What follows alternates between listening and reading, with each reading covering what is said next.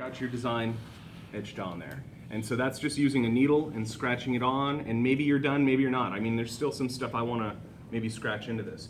But I know I want to introduce some areas of tone. And so any cross-hatching, like if you even feel that, feel how rough that cross-hatching is.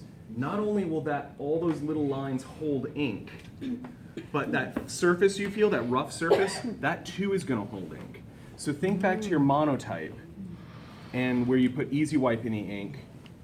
And that's another ink that you would really want oil-based stuff, because the Aqua inks don't have those additives for like easy wiping and stuff. So we can talk more about that later. But as you wiped your plate, anywhere where it's slick on that monotype, it came off nice and clean. If you imagine anything rough, it's going to be really hard to wipe that clean. And that's what we want. We want this to actually hold the ink.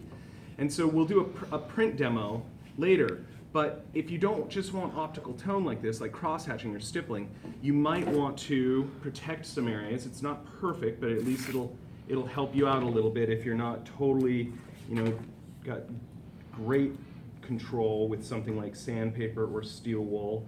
So you might just sort of mask some of the area with tape just to kind of protect it. And like, let's say I wanted to kind of shade this, because that's actually like the cork board up here. So we got a couple options. We've got steel wool, and you've used this before, but even just sort of roughing up this surface with a little steel wool. So instead of making it shiny, now it's got a little matte to it. All those little scratches will hold ink, in contrast to the gleaming clean area here.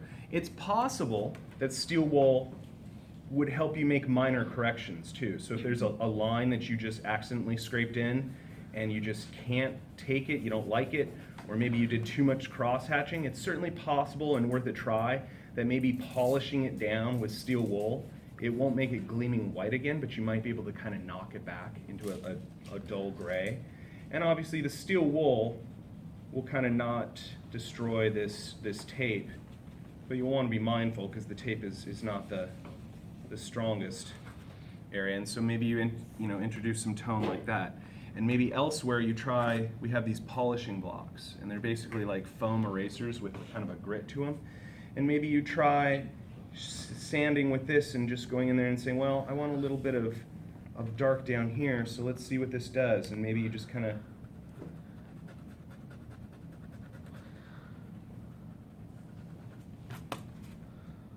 add some scratches like that, and you won't really know what it looks like until you print it.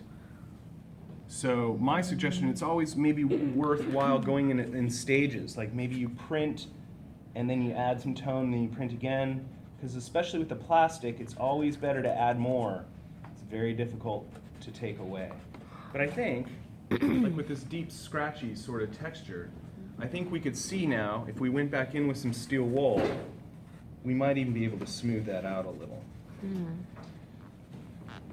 And then some of the other tools at your disposal, besides the spit stickers and the lozenges for cutting engraving lines, is we have these roulettes.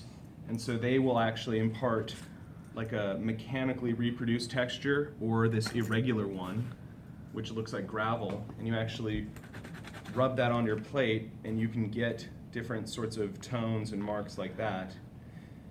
And so where would I maybe want to put a little roulette? How about right underneath the wheel? Because I know there's a shadow like right here. So I might just kind of, this one's going to be harder for you to see when I pass it around. But look under the wheel at that kind of rough texture there. So that's what roulette does. You could cover your whole plate with roulette, but you're going to be doing that for quite a bit. So this little shadow there will actually hold ink when we're ready to print this up on Wednesday. But now with the zinc, you could do all those same things. You could take a nice clean piece of zinc and you could roulette it, you could cross-hatch it. In fact, if you were doing a pure etching, you might not do any aqua tint whatsoever.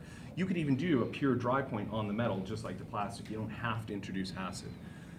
But because we have some quote-unquote acid here, I would highly recommend that you take full advantage of this. And so let's talk a little bit first, if I might draw on here. Let's imagine we're looking at the plate this way, so a cross-section of the plate.